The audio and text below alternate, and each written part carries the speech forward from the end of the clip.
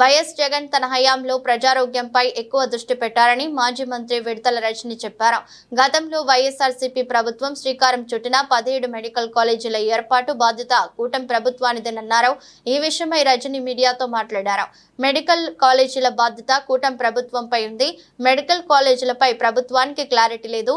రాష్ట్రం విడిపోయిన తర్వాత సూపర్ స్పెషాలిటీ ఆసుపత్రులన్నీ హైదరాబాద్లోనే ఉండిపోయాయి. దీంతో సూపర్ స్పెషాలిటీ ఆసుపత్రులు ఏపీలోనే ఉండాలనే ఆలోచనలో వైఎస్ జగన్ 17 మెడికల్ కాలేజీల ఏర్పాటుకు శ్రీకారం చుట్టారు.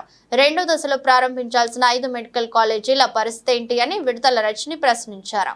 ఒక మెడికల్ కాలేజ్ తేవాలంటేనే ఎంత కష్టమో, 100 ఏళ్లకే 11 మెడికల్ కాలేజ్ మనకు ఉన్నటువంటి చరిత్ర మనకు ఉంటే, మరి 5 సంవత్సరాల కాలంలో 17 గవర్నమెంట్ మెడికల్ కాలేజ్ తీసుకురావాలనేటువంటి ఒక గొప్ప సంకల్పం జగన్మోహన్ రెడ్డి గారు చేస్తే, దాంట్లో 5 సంవత్సరాల్లో 5 మెడికల్ కాలేజ్ తీసుకొచ్చి ఈ సంవత్సరం 5 అందుబాటులోకి రావాల్సినటువంటి పరిస్థితి ఉండగా, వచ్చే సంవత్సరానికి 7 కాలేజీలు మళ్ళీ అందుబాటులోకి రావాల్సినటువంటి పరిస్థితి ఉండగా, మరి వచ్చినటువంటి ఒక కాలేజ్కి వద్దు అని చెప్పి మీరు రిటర్న్లో లెటర్ రాశారంటే దీన్ని ఏమనుకోవాలి?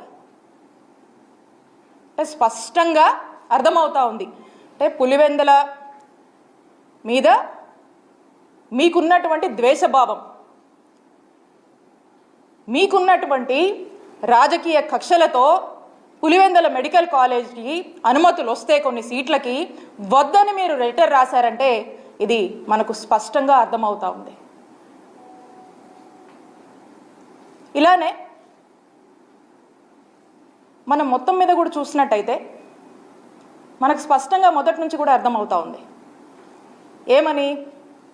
ఈ మెడికల్ కాలేజ్ తీసుకురావాలి, ఈ రాష్ట్రంలో టెరిషరీ కేర్ స్ట్రెంథన్ చేయాలి అనేటువంటి ఆలోచన జగన్మోహన్ రెడ్డి గారు చేశారు.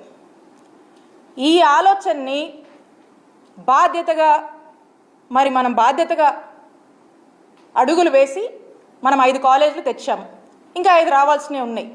దీని మీద ఇప్పుడు కూటమి ప్రభుత్వము వాళ్ళు బాధ్యత తీసుకొని దీన్ని ఓన్ చేసుకొని ఈ రాష్ట్రంలో ఉన్నటువంటి ఎంతోమంది మెడికల్ ఎడ్యుకేషన్ చదవాలనుకున్నటువంటి విద్యార్థుల యొక్క ఆలోచనని, విద్యార్థుల యొక్క ఆశయాల్ని ఈరోజు కేవలం జగన్మోహన్ రెడ్డి గారికే ఇవన్నీ మనం అమలు చేస్తే పేరు వస్తుందనే దానికోసము ఈరోజు వాళ్ళ ఆశయాలను బలి చేస్తూ ఈ కూటమి ప్రభుత్వం అడుగులు ముందుకు వేస్తుందని తెలియజేస్తున్నాను.